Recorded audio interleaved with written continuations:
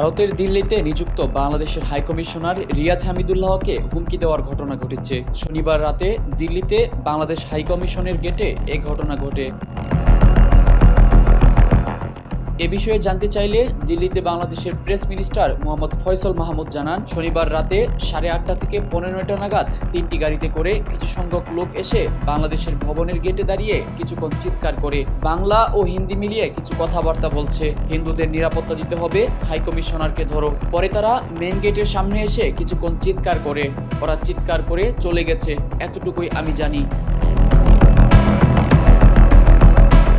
হাইকমিশনারকে হত্যার হুমকি দিয়েছে কিনা জানতে চাইলে প্রেস মিনিস্টার বলেন, হতে পারে।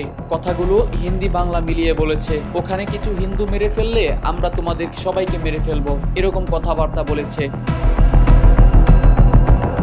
জানা গেছে, উগ্র ভারতীয়রা হাইকমিশনের বাংলাদেশ ভবন থেকে যাওয়ার পর রাতে হাইকমিশনার জরুরি ভিত্তিতে বাংলাদেশ হাইকমিশনের ডিফেন্স উইংয়ের সঙ্গে বসেন এবং এ বিষয়ে আলোচনা করেন।